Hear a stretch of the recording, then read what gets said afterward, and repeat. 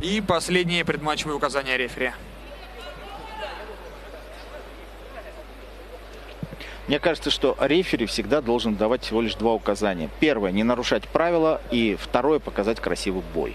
Ну, это конечно, но разные же есть правила проведения поединков. Причем, как ты знаешь, бывает и такое, что в одном турнире, когда есть андеркарт и основной карт, в андеркарте одни правила, в основном карте немножко другие правила, более ужесточенные. Роман, я с тобой согласен, но в тот момент, когда ты уже вышел на ринг, в клетку, тебе уже поздно знакомиться с правилами. Это нужно делать до боя. Согласен. А у нас поединок стартовал, между прочим. В правосторонней стойке работает Али Дашуев, базовый боксер. Пока что бойцы ведут разведку боем, присматриваются друг к другу. Я бы даже сказал, позиционную борьбу. Да. Ищут свою дистанцию.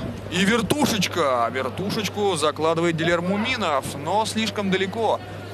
Ты знаешь, вот стоя по стойке Дилера, что-то мне подсказывает, что все-таки опыт в ударных дисциплинах у него тоже был. Обрати внимание, как он держит руки, как он двигается.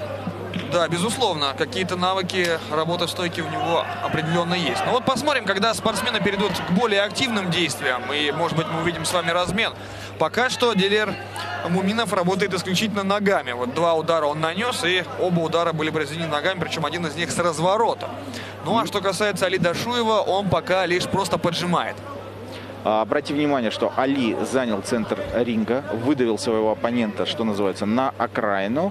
И так вот поддавливаешь.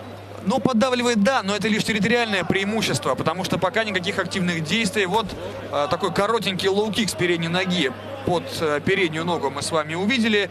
Не более того, а прошло между тем уже 1,5 минуты. Кстати, я думаю, рефери уже можно было бы вмешаться и попросить бойцов действовать чуть-чуть активнее. Слишком много позиционной борьбы. Это все, конечно, хорошо, но хотелось бы видеть именно бой как таковой.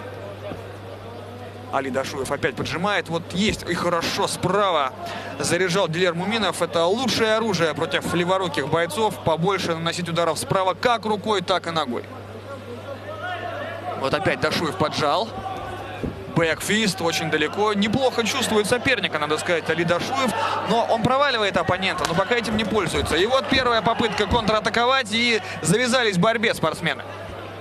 Это было абсолютно правильное решение со стороны Дилера, так как оба оппонента, скорее всего, искушены в ударных дисциплинах. Переходить в обмен ударами совершенно бессмысленное занятие.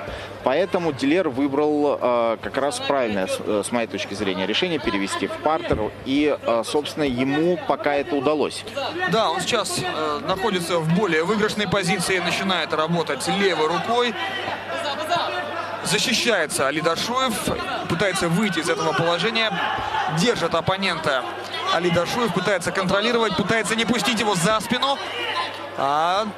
Посмотрите, опасная позиция, очень опасная позиция для Али. Да, хорошая позиция, наоборот, для Дилера Муминова, который забирает спину. Сейчас, наверное, будет заправлять ноги и выходить на удушающий прием. Но решил побить, немножечко размягчить. И посмотрите, как сейчас мог бы вырваться Али Дашуев. А тем временем Дилер затягивает петлю, затягивает капкан. И он готов провести удушение. Но это ему не удается. Нет, новая попытка. Сейчас он взял лучше. Да, более плотный захват, растягивает соперника. И рефери должен четко контролировать. И сдается Али Дашуев.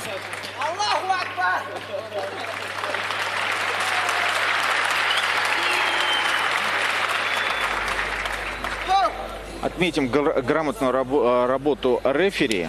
Он точно посмотрел и увидел тот момент, когда Али объявил о том, что он не намерен дальше продолжать бой, потому как очень опасная ситуация. И мы с тобой, Роман, видели не один раз, когда спортсмены теряли сознание. На 3-й минуте 30 секунде первого раунда удушающим приемом победу одержал боец синего угла Дилер Муминов, Таджикистан.